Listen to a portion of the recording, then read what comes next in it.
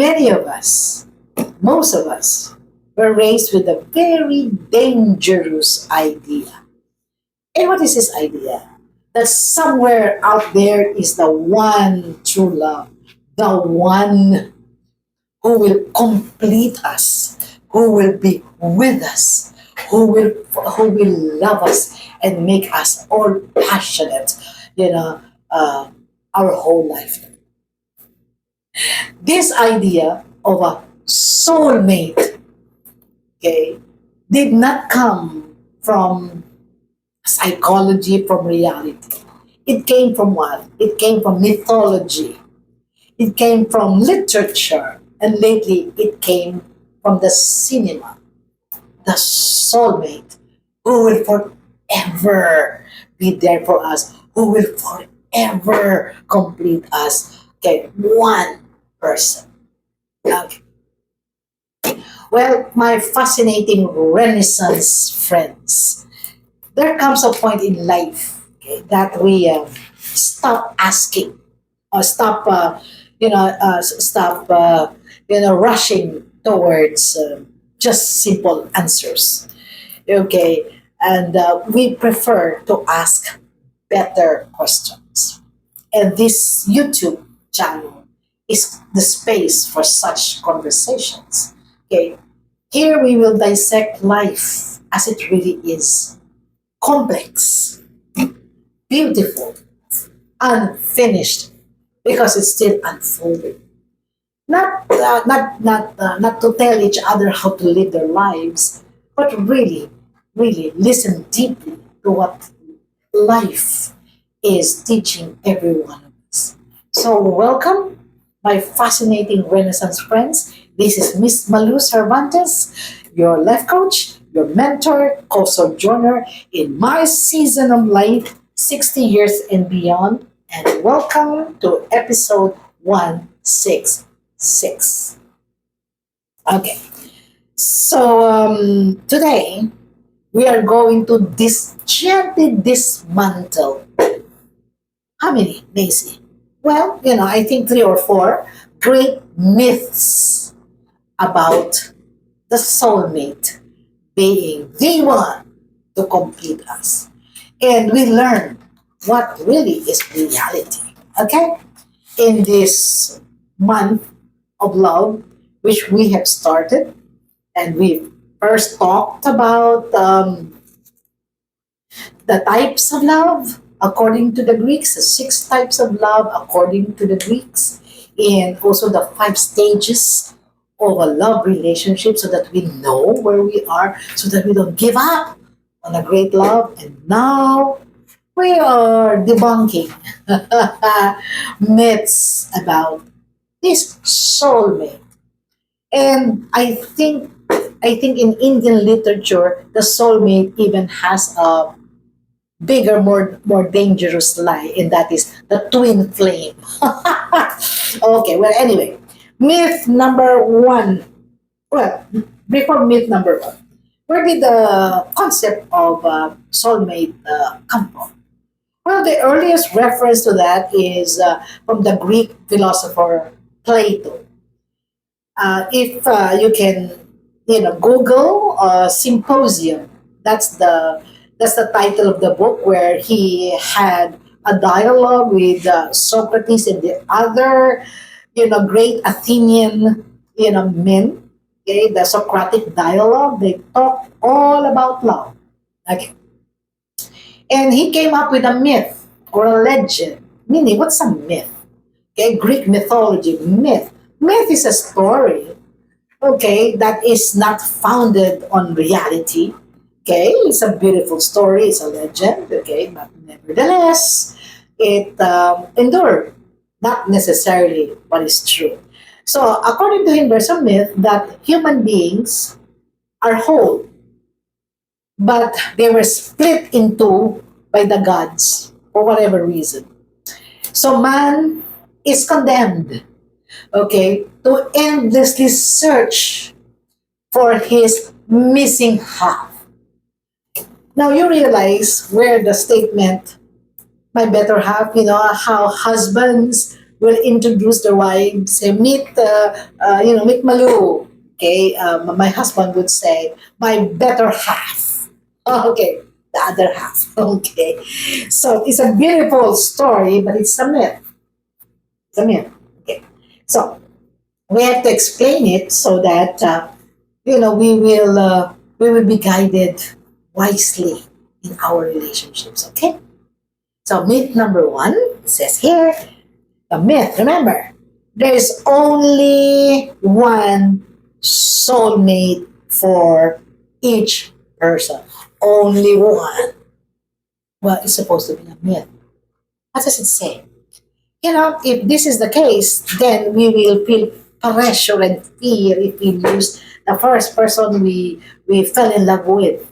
Modern psychology does not agree. In fact, let me read something. Esther Perel, by the way, she has her own podcast, I think, and she has been what is that? Interviewed, by many podcasters. Esther Perel. I think she's French because her English is kind of Frenchy. Okay, renowned psychotherapist. Okay, she says it is more likely that we people will have more than one significant love in our lifetime. Meaning, we can have several serious, beautiful love relationships, with other people before we settle and marry one. Okay, for good. And each of these love relationship influence us and give us wonderful memories, and it gives us significant, meaningful improvement. I agree. I agree.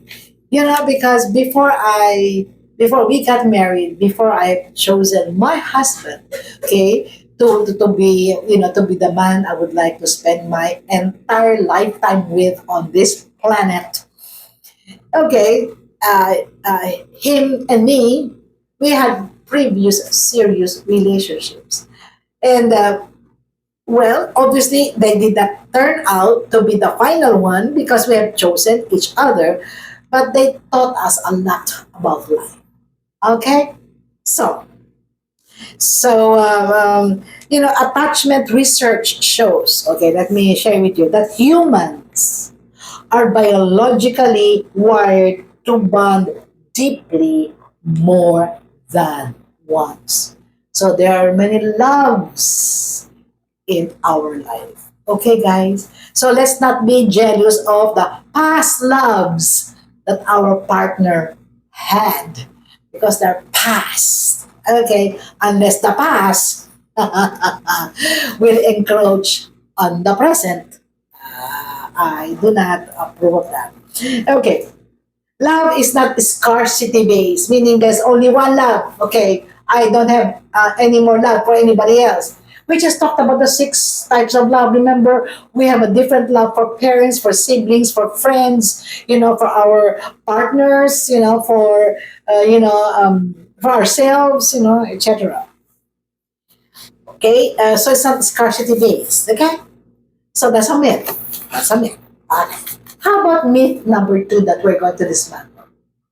A soulmate should understand us without words. Oh, we expect them to be psychic and mind readers. That's a myth.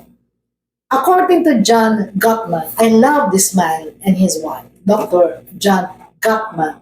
Okay, his name is there in the caption. You may want to Google him more because he has done fantastic jobs, in research about successful relationships. After studying thousands of couples for over 4 decades, can you imagine that? 4 decades, found that successful relationships are not defined by mind reading. There you go. Don't you expect, we've been married for 5 years, 10 years, 15 years. I should have been telling you what I want. You should know. You should know and just give it to me. Really? Okay. but by repair attempts. Meaning there will always be conflict, but there is always an attempt to repair the relationship and not let it disintegrate. Okay? Communication and emotional responsiveness. See, you respond to the emotions. Okay, very quickly.